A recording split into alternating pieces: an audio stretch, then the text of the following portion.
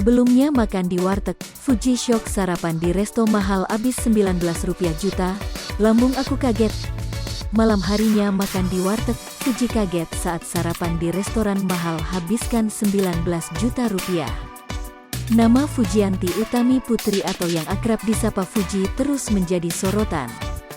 Adik ipar mendiang Vanessa Angel itu kini memulai karirnya sebagai YouTuber dengan membuat channel Fujian yang diikuti hingga 2 juta subscriber. Vlog YouTube yang diunggahnya ditonton hingga jutaan kali. Selain itu akun Instagramnya diikuti hingga 7 juta lebih follower. Sehingga dirinya banjir endorse. Dari YouTube dan endorse Instagram, pemilik nama Fujianti Utami Putri itu memiliki penghasilan fantastis.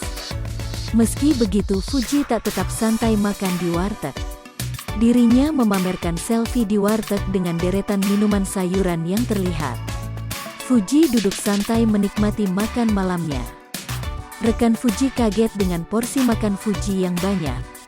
Adik mendiang Bibi Ardiansyah itu makan sepiring nasi dengan beberapa sayuran. Bingung banget sama porsi makannya. Kontras dengan makan malam, saat sarapan Fuji makan di restoran steak ternama di Jakarta.